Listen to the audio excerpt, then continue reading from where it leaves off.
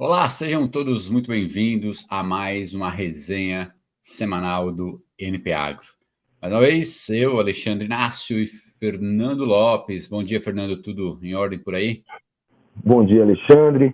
Estamos aqui falando no dia 4 de abril, já o primeiro trimestre já foi. Estamos gravando a resenha pela manhã, como de costume, a gente avisa, porque a gente nunca sabe a hora que vocês vão ver. Então, estamos aqui de novo e bastante coisa essa semana, né, Inácio? Afinal de contas, estreamos aqui uma nova ordem mundial na economia com o tarifaço do glorioso Donald Trump. Né? Então, Pois já é, falamos sobre isso aqui. Diga lá. pois é. A gente já falou sobre, desde que o Trump assumiu, a gente veio falando sobre isso, falamos com o Décio Silberstein, falamos com o Zé Roberto, né, Mendonça de Barros, falamos com o Marcos Bianchi, e todos, na época da posse, ali, da eleição dele, resumiram um pouco do que poderia ser, do que poderia ser bom, que poderia ser ruim para o Brasil, né, principalmente para o agronegócio. E aí temos aí essa tarifa extra de 10% para os produtos do Brasil como um todo. Né? Essencialmente, o que pega aqui para o agronegócio são as exportações de carne. Né? Os Estados Unidos se tornou aí nos últimos anos o segundo maior mercado para a carne brasileira, então é um ponto sensível, ou seja, perda de competitividade um pouco da carne brasileira. E também ovos também, o Brasil passou a exportar bastante aí nos últimos meses para os Estados Unidos. E o etanol, né? A gente exporta um pouco de etanol, principalmente para a Califórnia, ali, dentro daqueles critérios de sustentabilidade deles, e vai ficar mais caro, né? Exportar para lá, ou seja, o produto brasileiro acaba perdendo um pouco da competitividade que tem por lá, né? Em se Uhum. tratando da carne, a carne lá nos Estados Unidos, a carne americana em si, ela está muito cara, né? Por conta do ciclo da pecuária por lá, a oferta caiu muito nos últimos anos. Há quem diga que esse ano comece a melhorar, há quem diga que isso vai ficar só para 2026. Mas mesmo assim, mesmo com essa tarifa de 10%, talvez não tenha tanto impacto assim. Vai perder um pouco de competitividade, mas isso vai acabar caindo na margem da indústria, né? No caso do etanol, os Estados Unidos é um grande produtor de etanol, e o etanol que o Brasil produz e exporta para lá tem já um prêmio por conta da forma que se produz aqui, com menos emissões e tudo mais. Então, não vejo lá também grandes impactos. De modo geral, não, nada, nenhuma tarifa boa, né? Nenhuma tarifa adicional boa para o comércio de modo geral, mas também não vejo como sendo assim o fim do mundo para os principais produtos agrícolas que o Brasil exporta lá para os Estados Unidos. Bom, aí o Brasil pode, inclusive, ganhar algum mercado aí em outros países, né? Um país em que produtos brasileiros e americanos competem, é o caso da China na soja, por exemplo, né? O problema todo, eu acho que isso todo mundo tá falando aqui. O problema todo é que uma medida como essa, que é unilateral e vale para todo mundo, quando se passa a impor uma tarifa mínima de 10%, né, sobre todas as importações, sendo você os Estados Unidos, a maior economia do mundo, uma medida como essa normalmente é inflacionária. Né? E aí que mora o perigo. Por quê? Porque se você tem, dependendo do nível de inflação que você tem, você vai teremos no mundo uma redução de demanda e isso acaba afetando todos os produtos. Então a gente pode ter um problema de preços. A gente está vendo o algodão, por exemplo. Né? O algodão está caindo forte na Bolsa de Nova York por causa do tarifaço. Mas por quê? Porque os efeitos inflacionários que isso pode ter no mundo, pode reduzir a atividade econômica, enfim, pode ter reflexos negativos de um modo geral, e isso pode afetar as commodities como um todo. Mas, enfim, veremos o que vai acontecer depois desse tarifaço aí, que ninguém gostou muito, não. Parece que só o Milei gostou na Argentina, né? Mas, Sempre enfim, tem quem veja algum lado positivo nisso. Né? No caso do algodão, só para complementar isso, é interessante que um dos países que mais sofreu, que a tarifa foi mais alta foi o Vietnã, né? Que exporta muito para os Estados Unidos produtos têxteis, né? Ou seja, roupa, tênis e tudo mais. E o interessante é que vai ser uma tarifa altíssima, e quem vai pagar são as próprias empresas americanas, ou seja, você pega grandes empresas, grandes marcas americanas que transferiram ao longo dos anos a sua produção né, de roupas e tudo mais para o Vietnã, né? Primeiro, inicialmente para a China, depois, com o passar do tempo, para o Vietnã. Então, agora, a própria marca americana que produz no Vietnã vai ter que pagar uma baita tarifa para vender o seu produto no próprio mercado dos Estados Unidos. Então, assim, essa inflação, no final do dia, quem vai acabar pagando essa conta é o próprio americano, né? O próprio consumidor americano. Vamos ver como que isso vai se dar ao longo do tempo, qual vai ser a reação das pessoas em relação a isso. E claro que a gente vai acompanhar os reflexos desse tarifaço aí ao longo das próximas semanas. Vamos tentar ver o que está acontecendo aí no fluxo do comércio das principais commodities agrícolas, e a gente vai continuar discutindo aqui, conversando sobre isso nas próximas semanas. O npagro.com.br, estamos nas mídias sociais todas, teve essas discussões, né, no YouTube, Instagram, LinkedIn, enfim, vários canais aí para a gente poder acompanhar e para vocês poderem acompanhar com a gente essas discussões. Muito bom. Isso aí no fronte internacional, então, foi o que movimentou o mundo, bolsas caíram, etc, etc. Aqui no mercado doméstico, o Alexandre Inácio, me chamou a atenção o lançamento ontem, eu achei bem interessante isso, a gente fez matéria, inclusive, achei bem interessante isso, o lançamento desse novo FDIC lá pelo governo do Paraná, né? Interessante, quer dizer, entra nessa área de crédito privado, né, dos fundos de crédito privado para o agro, ali como nós temos FIAGRO também. O governo do Paraná inova, é o primeiro estado, né, a lançar um FDIC do gênero.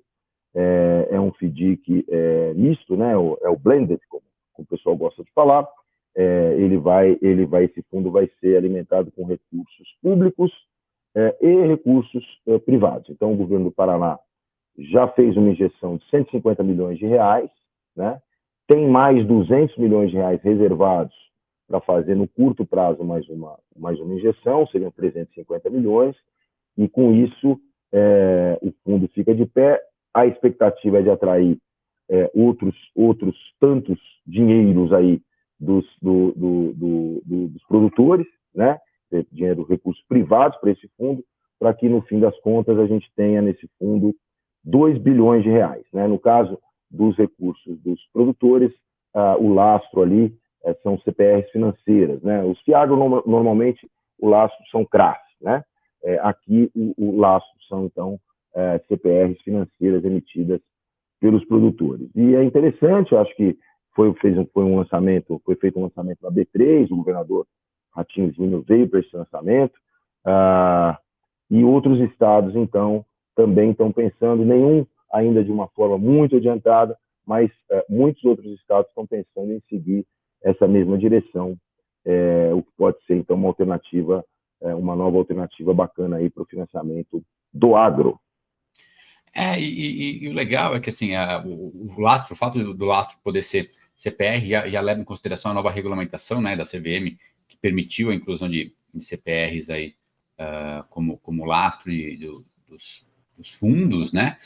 E na verdade, assim, uma união de esforços, assim, ou seja, o próprio governo, né, ou os estados, né, buscando alternativas que são usadas pelo setor privado, via de regra, né, para poder financiar as suas necessidades.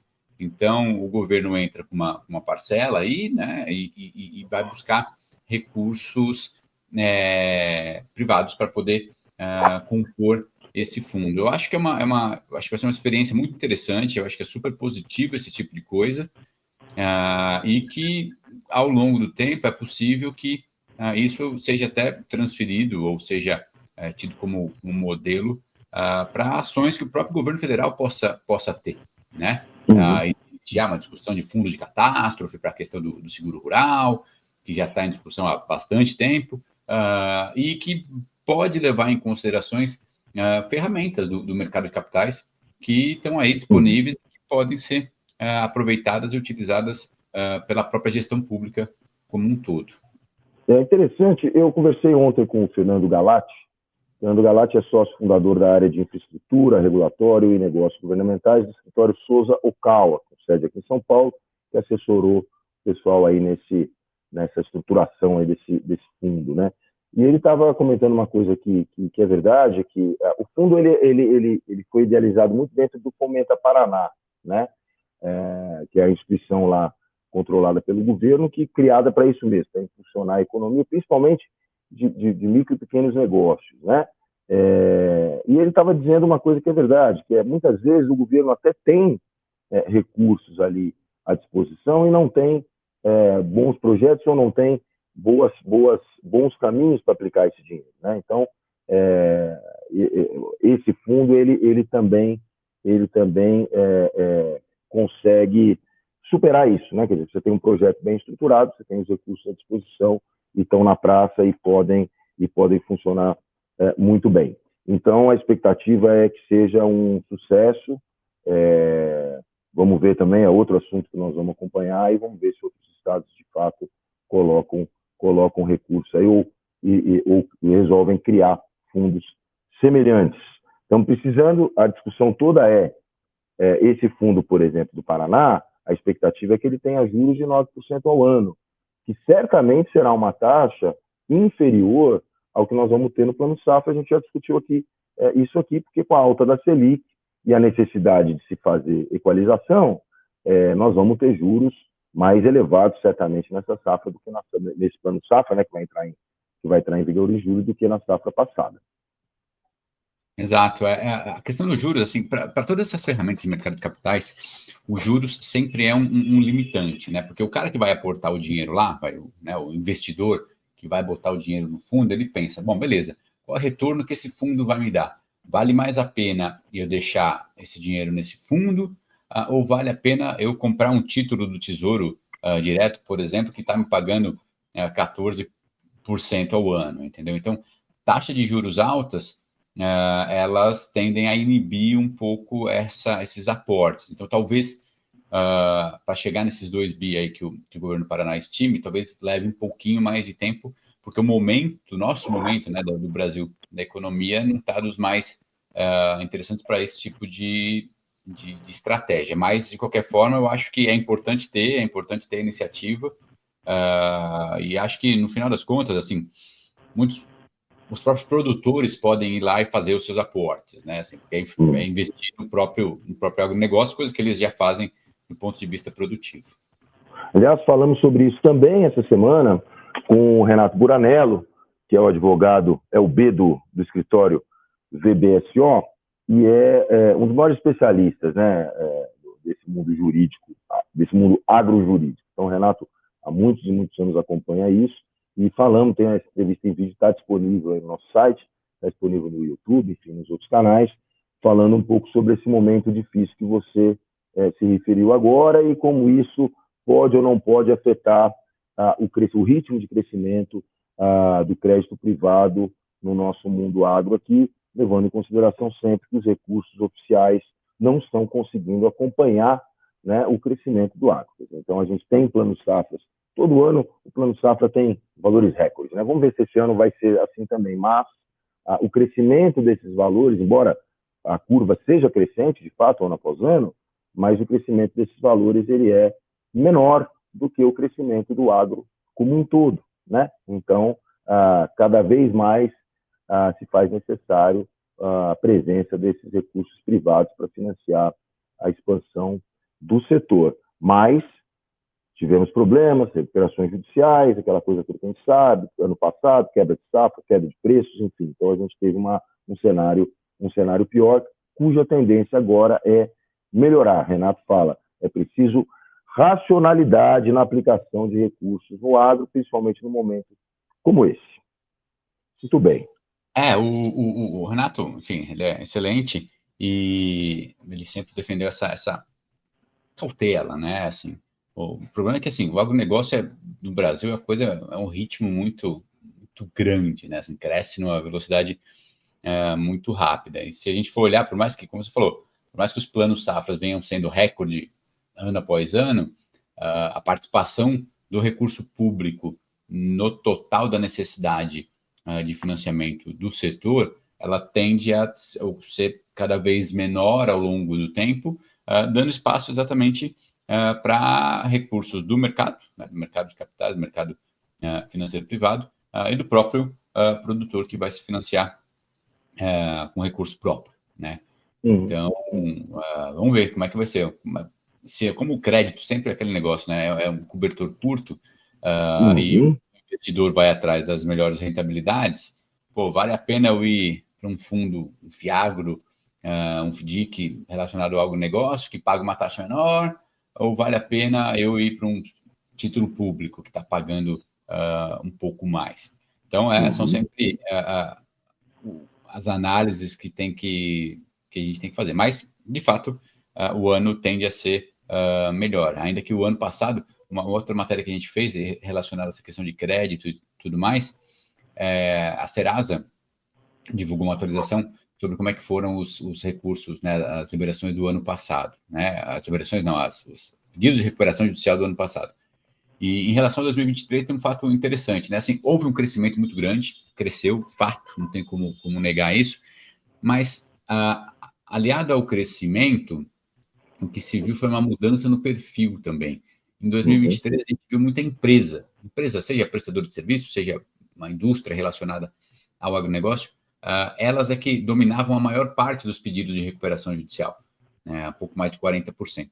Nesse ano passado, em 2024, esse perfil mudou, ou seja, as empresas continuaram pedindo recuperação judicial, foi um aumento em relação ao ano anterior, mas o que se viu foi os produtores, aqueles produtores que eles dividem em duas fases, duas partes, né? O produtor que opera na pessoa física, ou seja, usando o CPF próprio, ou o produtor que opera como PJ, né?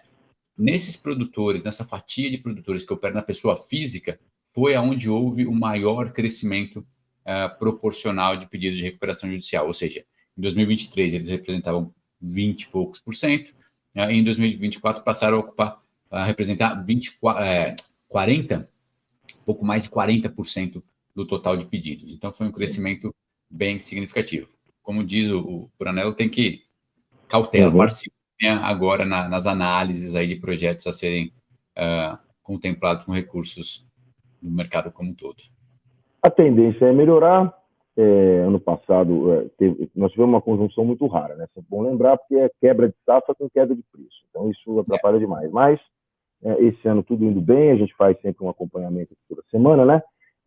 E a safra indo muito bem. Claro, temos problemas localizados na safra de grãos no sul, né? Rio Grande do Sul, sul do Paraná, sul do Mato Grosso do Sul, enfim. Essa parte, porção sul do Brasil, sofreu muito com o clima, chuvas regulares, aquela coisa toda que a gente já falou aqui. Nós vamos ter um potencial menor. Mas, de uma maneira geral, principalmente para nesses casos aí de pedido de recuperação judicial, teve muita coisa no Centro-Oeste, né, no ano passado, e esse ano o Centro-Oeste vai muito bem. Mato Grosso já encerrou a colheita de soja, né, cresceu ali, estimativa de crescimento de 25%, recuperação, né, na verdade, em relação ao fim do ano passado, para quase 50 milhões de toneladas de soja, só em Mato Grosso. Então, a tendência é melhorar essa situação. E, por fim, o Inácio, eu queria só que a gente comentasse um pouquinho, acho que a gente tem feito essas matérias aí de acompanhamento de questões sanitárias nas exportações, né, de carnes, e tivemos mais um pequeno problema, sempre lembrando, claro, são volumes pequenos em relação ao total que a gente exporta aí de carne bovina, mas tivemos mais um probleminha dessa vez. Tínhamos tido um probleminha lá com os Estados Unidos, né? Algumas cargas ali com carnes com qualidade duvidosa, e agora a gente teve um problema também tivemos um problema com a Rússia, né?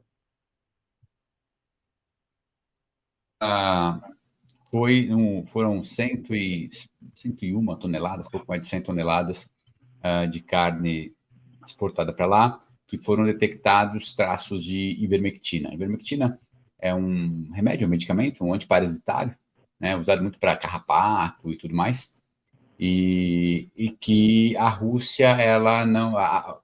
Para alguns países, eles até toleram até certos níveis de ivermectina. A Rússia não tolera nada, então é tolerância zero para ivermectina, e pegaram 4 lotes, né, quatro carregamentos de carne, que de fato foram detectados traços de ivermectina, né? Tem que tomar cuidado também que a Rússia, assim, é sempre um parceiro comercial que a gente tem que tomar cuidado, mas, assim, oficialmente é o que é. O governo russo, né, fez notificações ao Ministério da Agricultura aqui do Brasil, que notificou as empresas também, né, foram 2 empresas envolvidas, a Minerva Foods e a Plena Alimentos do Tocantins. Da Minerva foi uma planta de Minas Gerais e uma aqui de São Paulo, onde foram encontrados os traços de ivermectina, resíduos de ivermectina. Então, são volumes, não houve nenhum fechamento de mercado, a Rússia falou, olha, beleza, pegamos aqui, achamos, mas não vamos tomar nenhuma medida por enquanto, mas se pegar de novo, provavelmente as plantas tendem a ficar suspensas de exportar para a Rússia, né? É uma situação um pouco diferente do que teve há uns 10, 11 anos atrás, mais ou menos, onde os Estados Unidos identificou níveis acima do tolerável de ivermectina na carne cozida exportada para lá. Na ocasião, isso chegou a fechar o mercado de exportação. Naquela época, a gente ainda não exportava carne in natura para os Estados Unidos, né? Hoje a gente já exporta e é um cliente importante. Lá para 2010, mais ou menos, ali 2011, a gente exportava só carne cozida. E aí a gente ficou alguns meses sem poder exportar carne, prejuízo de algumas centenas de milhões de dólares por conta de deixar de exportar. Mas, assim, essa questão sanitária, controle sanitário, é uma coisa super delicada, que abre e fecha mercados muito facilmente. Para quem está tentando negociar a abertura do mercado japonês, que é super rigoroso do ponto de vista sanitário, ter esses casos, ainda que pontuais e tudo mais, não passa uma boa fotografia do setor. E é sempre complicado. Eu me lembro que o ex-ministro Platini Moraes costumava dizer que as questões sanitárias eram o novo nome do protecionismo, né? Então, questões como essa, elas podem ser usadas como um pretexto, né? De repente, a carne está cara, o outro país usa como pretexto. A China gosta de fazer muito isso, né? Devolve uma carga de soja dizendo que tem qualquer coisa, também barra uma carga de carne, enfim, coisas para controle também de preços, né? Então, ou seja, a gente já não é fácil, né? Já não é fácil, Donald. Aí vem as suas tarifas, a coisa fica mais complicada. Nós vamos, então, continuar acompanhando esses assuntos nas próximas semanas. Vem com a gente aqui para o NP Agro e a gente continua conversando sobre isso. Inácio, muito obrigado mais uma vez e um bom fim de semana para você. Bom fim de semana a todos, um abraço e continue acompanhando os nossos canais, as nossas redes sociais, na internet, WhatsApp e tudo mais. Bom final de semana para todos.